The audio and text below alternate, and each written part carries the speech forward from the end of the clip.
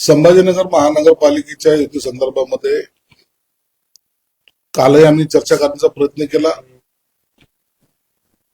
परंतु त्यावर हवा तसा प्रतिसाद मिळाला नाही. मध्यरात्रीच्या वेळेला काही पॉझिटिव्ह प्रस्ताव ते पाठवतात असं त्यांनी सांगितलंय. आम्हीही त्यांच्या प्रस्तावाची वाट पाहतोय आणि तो आल्यानंतर आम्ही पहिल्या दिवसापासून सांगतो की आम्हाला माहितीमध्ये जागा लढायच्या आहेत. जो तो समाधानकारक असेल तर निश्चितच माहिती या ठिकाणी होईल. त्यामुळं त्यांचा प्रस्ताव कधी येतो याकडे आमचं लक्ष आहे. सकारात्मक असेल म्हणजे सकारात्मक असेल तर ना, सकारात्मक असलं तरच युतीमध्ये लढता येईल ना. पण अन्यथा मग तो काय पर्याय काढायचा किंवा काय मार्ग काढायचा याचा निर्णय एकनाथ शिंदे साहेब घेतील. बरं, तुम्ही आजपासून अर्ज भरणार? आजपासून आमच्या पक्षाचे उमेदवारांना काहींना जे काय आम्ही अर्ज भरायला सांगणार आहोत, कारण की शेवटचा उद्याच्या 3 वाजेपर्यंतचा वेळ आहे आणि एवढे सर्व अर्ज भरणं किंवा अर्ज किचकट असलेला अर्ज ते तपासणं यात वेळ जातोय. म्हणून काही उमेदवारांनी आज अर्ज भरायला हरकत नाही असं आम्ही त्यांना सांगितलं. आणि एबी फॉर्म कधी देणार त्यांना? आता हे युतीचं बोलणं झाल्यानंतर तातडीने त्यांना एबी फॉर्म देण्यात येतील. पण शिवसेनेची एवढी ताकद असते ना, 2 आमदार, खासदार, पालकमंत्री असतात, इतक्या कमी जागेत करतो शिवसेना काय करतो? कोणत्या कमी जागा? आणखी आमची जागेची बोलणी झालेलीच नाहीये. ज्या काही जागा वाटप होतील त्या सर्वांसमोर ठेवल्या जातील आणि त्यावर अंतिम निर्णय घेता येईल. असं बोललं जातंय की बंडखोरी होऊ नये म्हणून दोन्ही पक्षांनी चर्चेचा डोळा लावायचं आणि उद्या घोषणा करायची आणि दुपारच्या वेळेस एबी फॉर्म बी फॉर्म प्रभागात तिथे नेऊन द्यायचे. नाही, ह्या काही इलेक्शनच्या काही स्ट्रॅटेजी असतात ते काही करत असतात, परंतु जोपर्यंत आमचं फायनल बोलणे होत नाही तोपर्यंत त्यावर बाकी गोष्टीवर चर्चा करणं योग्य नाही. असं पण तुम्ही अल्टिमेटम काय आहे तुमचं? कारण की आता फक्त 8च तास, म्हणजे आजचे 4 तास आणि उद्याचे 4 तास, 8च तास अर्ज भरायला लागते. तुमचं अल्टिमेटम काय? म्हणून आम्ही त्यांना तातडीने प्रस्ताव द्यायला सांगितलाय आणि उमेदवारांना सुद्धा आम्ही अर्ज भरायला सांगितलाय. आमच्या दोन्ही बाजून तयारी आहे आणि दोन्ही युती झाली तर युती बरोबर लढणार, नाही झालं तर स्वतंत्र लढणार. या सगळ्या तयारी आम्ही करून ठेवलेल्या आहेत. प्रस्तावाबाबत थोडंफार माहिती देता येईल? किती जागा तुम्ही मागताय आणि ते किती जागा देऊ इच्छिताय? आमचा 41 जागेचा प्रस्ताव त्यांना दिलेला आहे आणि त्याच्यावर चर्चा चालू आहे. तडजोड करायला तयार आहात या? म्हणजे दोन्ही बाजूने, तुमच्याच बाजूने नाही. तडजोड तर फायनल चर्चा जी ते वरिष्ठ पातळीवर होईल. आम्ही त्याच्यावर तडजोड करणार नाही, तर वरिष्ठ पातळीवर शिंदे साहेब आणि देवेंद्र फडणवीस साहेब त्याच्यावर तडजोड करतील. प्रदीप जयस्वाल यांनी 4 वाजता सर्व शाखा प्रमुख नगरसेवक पदाधिकाऱ्यांची बैठक बोलवली.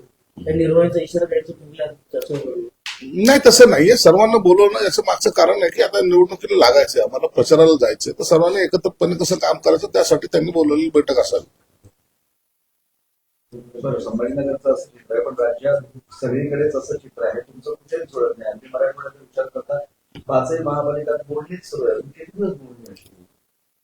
महानगरपालिकेची ही निवडणूक 5-7 वर्षाच्या कालखंडानंतर आलेली आहे. प्रत्येक कार्यकर्त्याला ही निवडणूक लढवायची आहे. त्या पद्धतीने त्यांनी तयारी केलेली आहे. मग त्या कार्यकर्त्याला नाराज करणं किंवा खुश करणं यामध्ये जो काही वेळ जातो, त्यामुळे या माहितीच्या बोलणी थोडेसे लांबणीवर पडतायत. याचा अर्थ असा नाही, परंतु प्रत्येक पक्ष आपल्या वाट्याला जास्त जागा याव्यात यासाठी प्रयत्नशील आहे. उभाटा नाही एकीकडं सर्वाधिक जागा लढवतोय. उभाटा 75 जागा लढवतो आणि काही मुस्लिम उमेदवारांना 12 जागा संभाजीनगर. उभाटा काय, उभाटा मामू येते तर त्यांना त्याच्याशिवाय त्यांना पर्याय काय?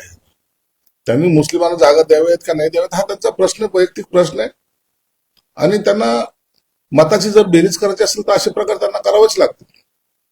पण एकीकडे उभाटा 75 तुम्ही 35-40 जागा लढवताय. उभाटाच्या बरोबर आपण जायला तयार नाही ना. उद्या सपाने 115 जागा लढवल्या म्हणून काय झालं? जागा लढवणं आणि यश संपादन करणं याच्यामध्ये फार फरक आहे. तुम्हाला कोण लागले असं कळतं की तुम्ही आधी जाहीर केली की जे बंडखोर आहेत, जे नाराज आहेत तुमच्याकडचे, म्हणजे भाजप तुमच्याकडचे, ते पटकन त्यांच्याकडे जातील. सीट्स घेण्यासाठी जे बसलेले आहेत ते कुठलीही रणनीती आखत येतात. हे निवडणूक आहे. या निवडणुकीमध्ये कोणी नाराज होणार, कोणी खुश होणार हे ठरलेलं आहे. याच्यात गणितामध्ये नवीन काही चेंजेस होणार नाही. प्रत्येक पक्षामध्ये या पद्धतीचं सगळं गणित असतातच. कोणताही पक्ष त्यांच्या पक्षाच्या कार्यकर्त्याला संपूर्णपणे खुश करू शकत नाही, ही वस्तुस्थिती आहे. आणि म्हणून या आणि कार्यकर्त्याची निवडणूक असल्यामुळे यामध्ये बंडखोरी काही प्रमाणात होण्याची शक्यता नाकारता येत नाही. पण त्याचा युबीटीला फायदा होईल का? युबीटीला वगैरे फायदा होत नाही असं. पण उभाटा म्हणते की भाजपनं शिवसेना त्यांची जागा दाखवली, त्यांची 30% जागा बळवून करून टाकली. आम्हाला काय जागा दाखवली नाही दाखवली हा आमचा अंतर्गत प्रश्न आहे. उभाटा आता त्यांच्याबरोबर कोणी नसल्यामुळे त्यांना आपल्याला ते फ्रस्ट्रेशन आहे. ते कोणत्या याच्यावर निवडणूक लढवतील ते त्यांनाच माहिती. संजय राऊत असं म्हणाले, शिंदे गट म्हणतो आम्ही बंड केली. कसलं बंड? घंटा. त्यांना बूट चाटावं लागतं. आता आम्ही जे काय बंड केले त्यामुळं तुम्हाला जी आमची घंटा वाजवायच्या वेळ आलेली त्याकडे तुम्ही लक्ष द्या. आम्ही तुमच्या हातात आमचा घंटा दिला आणि तुम्हाला वाजवायला लावलाय आणि आमच्या नावाने रोज बोंबलताना तुम्हाला तो घंट्याची आठवण येते. शिंदे साहेबाचा घंटा टंग असं म्हणून तुम्ही आमच्या घंट्याची चिंता आता तुम्हाला जास्त पडलेली. शिंदे गटामध्ये ठाण्यामध्ये राजीनामा सत्र सुरू आहे. ही आता 1857चं बंड आहे का? पानिपताचा युद्ध कुठं, हे बंड कुठं, यांच्या डोक्यावर झालेला परिणाम आहे. डोक्यावर पडलेली लोक इथे. आता यांना तर काय दुसरं सुजानाच. इतिहास काय सांगतील आणि कसा सांगतील हे नवीन इतिहास जन्माला घालणारे हे लोक आहेत. म्हणून आता येणारा पुढचा इतिहास आहे ना तो एवढा भयानक असेल. इति संजय राऊत अशा पद्धतीचं ते पुस्तक जर निघालं तर मला वाटतं ते एक वेगळंच इतिहासाची एक निर्मिती त्यांच्या माध्यमातून व्हायची शक्यता नाकारता येत नाही. भाजप असं म्हणतंय की आमदाराच्या बोलण्यात तिकीट देऊ नये, दिले जाऊ नये. पण तुमच्याकडे शिवसेना असं म्हणते की ते काय त्याच्यात काय गैर नाही. त्यालाच आता संजय राऊत असं म्हणतायत की आमदाराचे मूल काम करत आहेत, त्यात चुकतं काय, त्या तरुणाला सर्व्हिस मिळाली पाहिजे. म्हणजे तुमच्या मताची संजय राऊत सहमत झाले. बघा राजकारणामध्ये असे प्रकार काय आजच घडतायत अशातले भाग नाहीये. पूर्ण सगळ्या 50-70 वर्षाचा इतिहास पाहिला तर अशा सगळ्या घटना घडत असतात आणि याच्यावर चर्चाही होत असतात. पण भाजप मुलांना तिकीट न नाकारून तुमच्या एकदम भूमिकेला छेद देते का सगळं? तर काय तुमच्याकडे मुलांच्या भाजपने काय भूमिका घ्यावी हा त्यांच्या पक्षाचा प्रश्न आहे. त्यावर आम्ही भाष्य करणार नाही. परंतु अशा पद्धतीने एकदमच कुणाचं तिकीट नाकारणं हे सुद्धा योग्य नाही. उपराजधानी महायुती तुटण्याच्या मार्गावर आहे. भाजपकडून शिवसेनेला 1 अंकी जागाचा प्रस्ताव म्हणजे फक्त 9 जागांचा प्रस्ताव पाठवला. कुठे बनवलं तर नागपूरला 20 जागा मागितल्या, तिथे देत नाही 20 जागा. मग नसेल तर त्या टायमाला ते एकनाथ शिंदे साहेब निर्णय घेतील. असंही होणार नाही की आम्ही एकदम कमजोर आहोत किंवा काय आहोत अशा प्रकारचा भाग नाहीये. ज्या ठिकाणी लढायची ताकद आहे त्या ठिकाणी आम्ही लढणार. अखेर राष्ट्रवादी काँग्रेसचे दोन्ही गट पुणे पिंपरीचे जवळ एकत्र आले आणि तुम्हाला दंड चुकवला. ते एकत्र आले त्याचा कोणालाही आनंद किंवा आश्चर्य वाटण्यासारखं काही नाही. पुण्याचं बारामतीचं राजकारण हा सगळ्या महाराष्ट्राने पाहिलेलं आहे. म्हणून नवीन काही चमत्कार घडला असं आम्ही मानायला तयार नाही. ओके. राज ठाकरेंनी आता असं म्हटलंय की त्यांच्याकडे ईव्हीएम आणि मोदी आहेत त्यामुळे त्यांना मान. आता ईव्हीएम म्हणायचं, मोदी म्हणायचं, नंतर पैशाचं वाटप म्हणायचं, या आता सगळ्या तुम्ही जे काही बोलतायत ना त्याला लोक आता कंटाळलेले. तुमची शक्ती कमी झाली हे तुम्ही मान्य करायला तयारच नाहीत. म्हणून आता अशा प्रकारे वक्तव्य करून मतदार काहीतरी तुमच्या बाजूने कळेल अशी शक्यता कुठेही दूरपर्यंत नाही. म्हणून आता या वक्तव्याला लोक एक मजाकीचा विषय म्हणून पाहतात. हे सांस्कृतिक मैदान बुक करून टाकलेले 5 दिवस. आता ते उबाटाच्या 5 दिवस मोठमोठ्या सभा तिथं होणार आहेत ना. प्रचंड जाहीर सभा त्यांच्या 5 दिवस होणार आहेत. उद्धव ठाकरे सभा होणार. हो ते पण सभा घेणार आहेत. आणखी कोण संजय राऊतची एक मोठी वेगळी सभा होणार आहे. त्याच्यानंतर त्यांच्या प्रवक्ते जे आहेत त्यांची मोठी सभा होणार आहे. म्हणजे गर्दी तुफान गर्दी सांस्कृतिक मंडळावर होणार आहे. हे सगळं आमच्या संभाजीनगरला एक वेगळी पर्वणी असणार. म्हणून 6 दिवस आम्ही सुद्धा त्या सभेची वाट पाहतोय. शक्य झालं तर आम्ही पण जायचा प्रयत्न करू. त्यांनी तुम्हाला चॅलेंज केलंय त्या एवढ्या दिवसांपैकी एक दिवस आम्ही तुम्हालाही देतो. आणि आम्हाला नका चॅलेंज करू. आम्ही लय कमजोर लोक आहोत. तुमची ताकद जास्त आहे ना. घ्या तर 6 दिवस सभा घ्या. आम्हाला नको सांस्कृतिक सभा. मातोश्रीवर तिकीट वाटपावर नाराज नाट्य पाहायला मिळालं. वरून सरदेसाई आणि प्रभाकर नाराज नाट्य. निवडणुकीच्या काळामध्ये हे नाराजी नाट्य प्रत्येक पक्षात होतं. त्यांच्या पक्षात झालं म्हणून आम्ही टीका करायची ना आमच्या पक्षात झालं तर त्यांनी टीका करायची हा स्वभाव नसावा. प्रत्येक पक्षामध्ये ह्या तिकिटासाठी कुरबुरी ह्या होत असतात.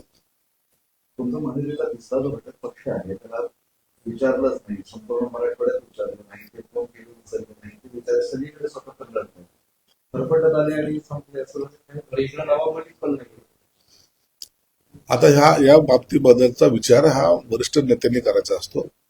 त्यांच्यामध्ये काय ठरलंय काय नाही त्याच्याबद्दलचं भाष्य मी करणं योग्य नाही. पण इथे 100 जागा लढवतोय याचं बरोबर. त्यांचा तो पक्षाचा विषय आहे. त्यांनी किती लढवा हा त्यांचा प्रश्न आहे, म्हणून त्याचं भाष्य करणं योग्य नाही. ओके.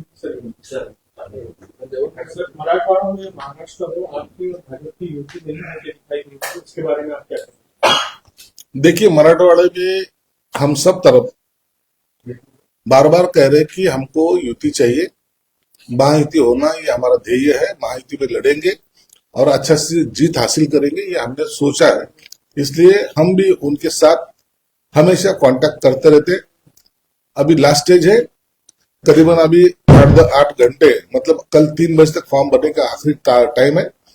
उसके आज ही अगर वो युति होती नहीं तो फिर वो अलग अलग अपने अपने बलबूते पे लड़ना पड़ेगा, या युति हुई तो साथ में लड़ना पड़ेगा. सर, बांग्लादेश में हिंदुओं के खिलाफ हिंसा जारी है. फिरोजपुर में 3 हिंदू परिवारों के घर चलाए गए. बांग्लादेश हो या पाकिस्तान, इन्होंने हमेशा हिंदुओं का द्वेष किया है, हिंदुओं का रहना वहां का मुश्किल किया है, धर्मांतर करने की कोशिश की है, और इसी तरह की राजनीति ये दोनों देश ने पहले से अपनाई है. इसलिए अब इनको सबक सिखाने का वक्त आया है. जरूरी है वहां का हिंदू बचाना, ये हमारे भी जवाबदारी बनती है, और हमारे पंतप्रधान जरूर उसके बारे में कुछ ना कुछ एक्शन लेंगे.